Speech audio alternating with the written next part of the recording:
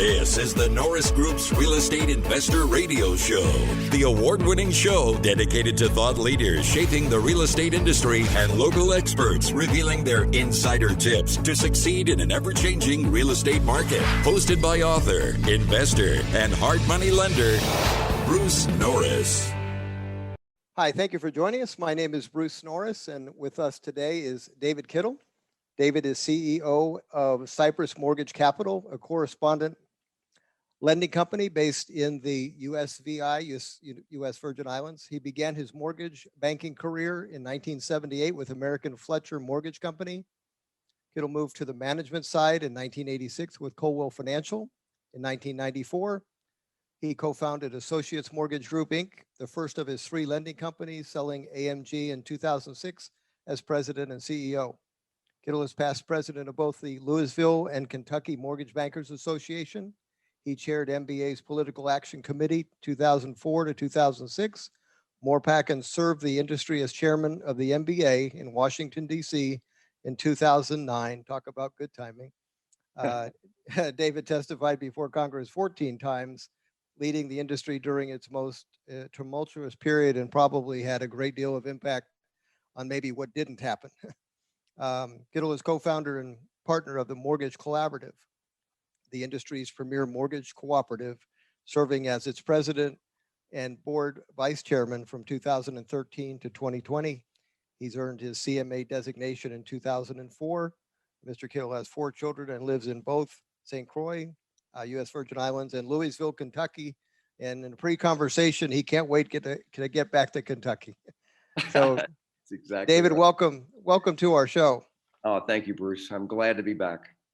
You know, as a kind of a historian of cycles, I look at your career and you have a tendency to be pretty great with timing, in the sense that in 78, there was sort of in the next 2 years, there was a change in the marketplace where interest rates went crazy.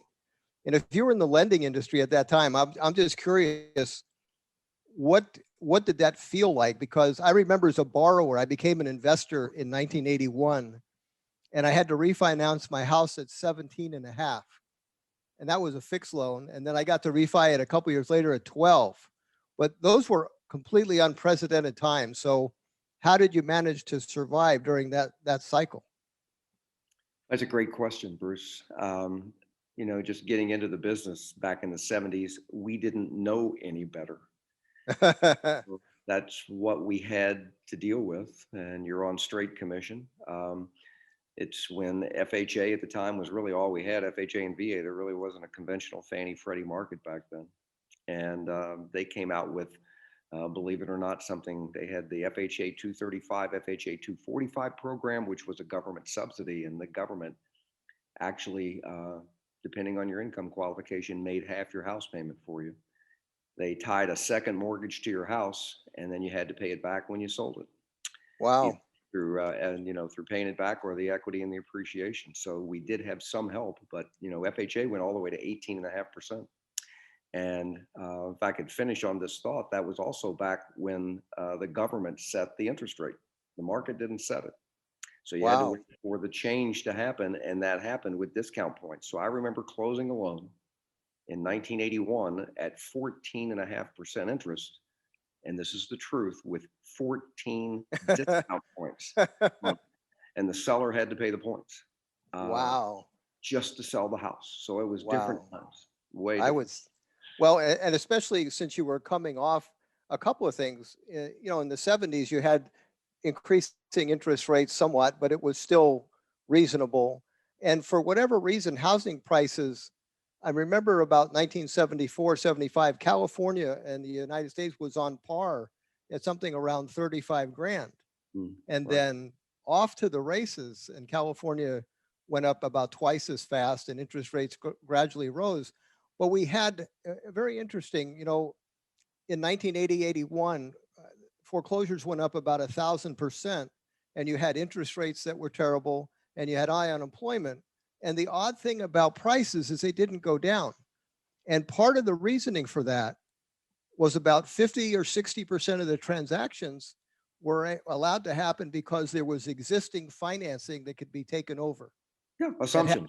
Yeah, well, and it was called a simple assumption. As I recall, you wrote a $45 check, sent in your name and address and say, put my name in the place of the other person's. I wish that policy still existed. Yeah, it would be great, but you're exactly right. You just had to, if you were assuming a VA loan, you didn't, you just assumed that you had to replace your entitlement for the veteran who was selling the house. But yeah, simple assumptions back then. That's exactly right. That was near and dear to my heart because that's how I got to buy my first house in about 74. I took over a guy's $203 payment and just happened to be a lucky timing with the price went up. And when I sold it, I got to make 10 grand. It was the first time my name was attached to a 10 grand check. And it would have never happened. But think about this. My first house, I bought FHA. But if you remember the FHA 245 program, it was a neg am program. So the interest rate was actually 14.5%. And it started out at an effective rate that you could qualify at that time of about 9%. And then it graduated 7.5% a year. So you had neg am for the first, 4 or 5 years. And being on straight commission, I qualified, but it was the only way I could qualify for the loan back then on a negative amortization loan. Yeah. Nobody today even knows what that is. Now, I'm just curious, what was your feeling about owning a home for the first time?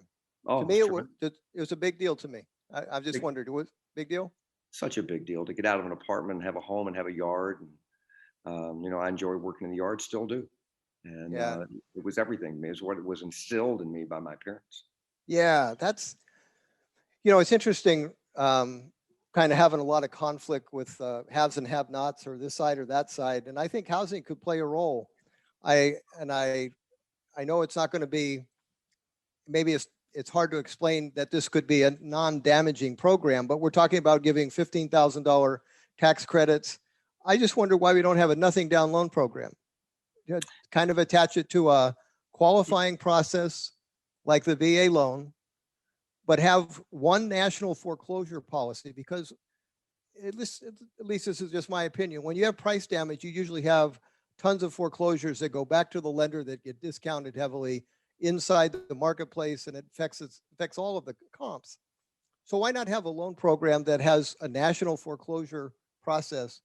If you don't pay in 6 months, the opening bid is the late payments. It gets bought by somebody else that takes over the loan. Simple assumption, never becomes an REO, and you maybe you raise the percentage of people that own houses by 5%. What's your thoughts on that? So may I answer that with just a quick story?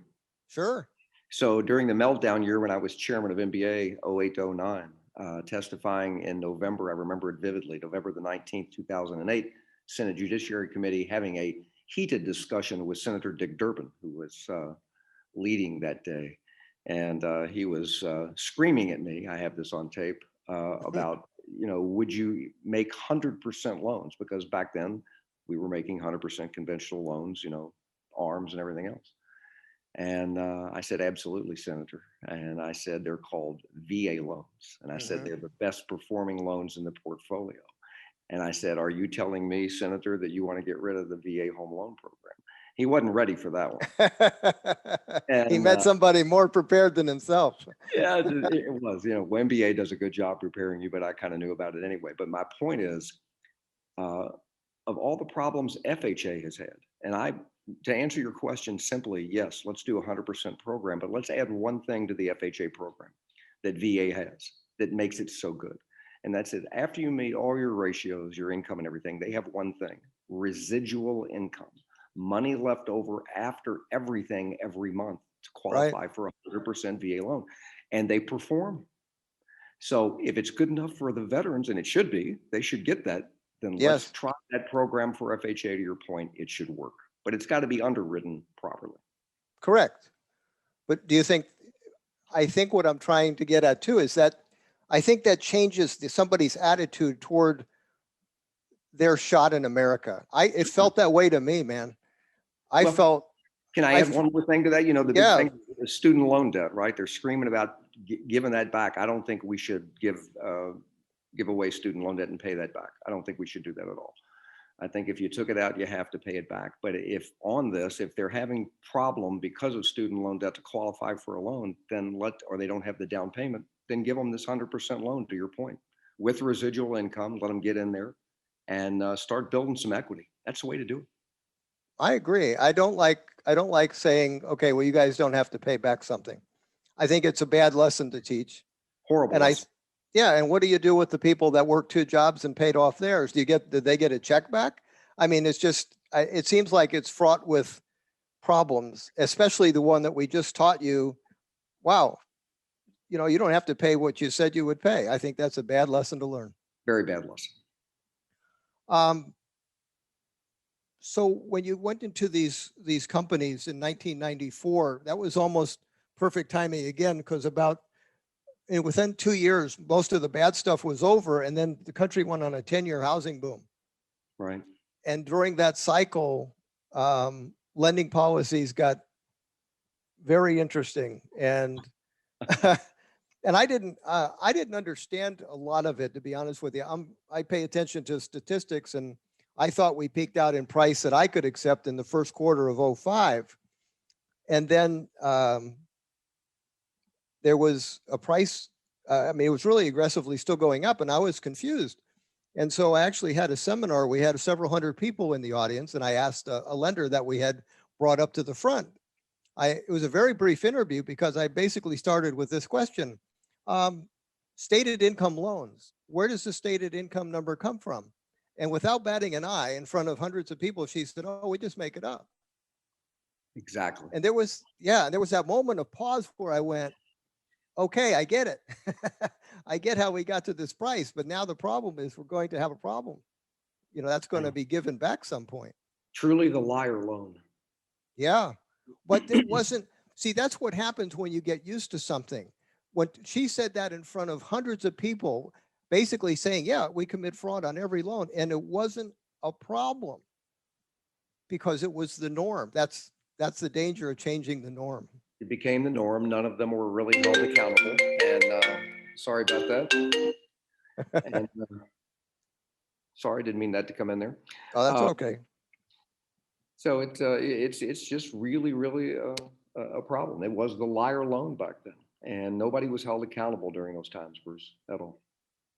Or after, correct? Or after, you know, they held the industry. They went after. It's like, if you really want to get down to the weeds, you know, Bank of America was forced to buy Countrywide, and then they went after them 7 or 8 times for hundreds of millions of dollars on bad loans they forced them to take over. The borrower was never held accountable, and the realtor or the mortgage banker, the individual person on that liar loan that encouraged them to do that and lie, was never held accountable. We had an interesting transaction. I was selling my last property that I had at the time in California, and I was doing an exchange, and I was going to borrow one loan for half of the value of the property. And I had filled out the application, and there was quite a delay. And finally, my exchange timetable got kind of close. And the lady says, you know, we have to get this thing done. So I put some pressure on the lender. So I finally got loan docs back, and I was looking at it, and it was connected to a loan. Whoop. I'm sorry. Can you hear? Okay. Yeah. It was connected to a loan application that was completely different than the one I submitted. Oh my gosh. And I said, I called her up. I said, I can't sign this because it's all different than it's not my stuff. She said, yeah, yours is really confusing. You have corporations and properties. So I just simplified it. We do this for all our clients. Oh. Yeah. And I said, you know what? I think that's called lender fraud. I'm going to pass. And she was so offended that I used that word, because again, it had become the norm. And when it becomes the norm, it becomes acceptable somehow. So now what's very interesting, because you paid the big price for the industry sitting in front of Congress, who conveniently forgot that some of their policies put us in the seat. And I always get entertained by, okay, Dodd-Frank bill has Barney Frank's part in it. Yeah, and Chris Dodd. Yeah, and I mean, I know Barney Frank was, I mean, he was promoting home ownership and had right up Promoting to homeownership, promoting the zero down. He was promoting the option arms, all the way back to, actually, in my opinion, it started with CRA lending. You know, when you tell a market or a company or a bank or a group of mortgage people that they have to go lend in a certain area, regardless of whether or not they're good loans, that's what started it. Yeah. And so that market's going to go there, and it did. Okay. David, before we get too far, I have a question. Now, you mentioned that even the borrower, didn't have to, they were never held responsible. Now, do you mean from a fining or jail or anything like that? Because losing a house is accountability, isn't it? Well, it is, but I mean it from both sides, and here's why. All right, they lost that house, but the investor lost a lot of money on that house. They knew when they were putting down on their application, if they were a gardener making $1,500 a month, that they really weren't a nursery owner making $15,000 a month. So they were maybe coerced by the realtor or the mortgage company, but they also signed the docs. And so they should have been held accountable for it, because somebody had to pay that loan. Some investor got it. And, in 08 and 09, the thing that I fought most while I was chairman was something called bankruptcy cram down. And to your point and to your question, what Congress wanted to come back and do is say, okay, in this security, in this strip, in this tranche, we'll just take that $200,000 loan and make it 175, and we'll lower the interest rate from 6 to 4 3/4. And let's just do that so we can keep people in their houses, even though they lied on their loan application to begin with. Well, who got hurt on that? Now, it didn't go through because we defeated it, but who would have gotten hurt on that? The investor in the mortgage. Okay. Yeah. And they just arbitrarily picked winners and losers, to heck with the guy that invested in the mortgage. We're just going to lower your rate, and we're going to lower your principal and take it away from you. And that was totally wrong. And we fought it, and we won. Well, that had to be the most difficult seat to sit in. I'm trying to think of a interview that I did. There was, I wish I didn't think about bringing this up, but there was a gentleman that was in charge of how mortgages were not funded. You know what? I'll probably have to recycle. It'll come to my mind. He sat in front of Congress and got grilled, and he had submitted something in writing to them, and we interviewed the gentleman a couple of days after he had done that, because there was sort of like a new system on how you proved ownership of a loan. And I forget what I'm trying to get to, but I interviewed him after reading what he submitted to Congress, and it was obvious to me that no one in Congress read what he gave them. Well, they don't read it.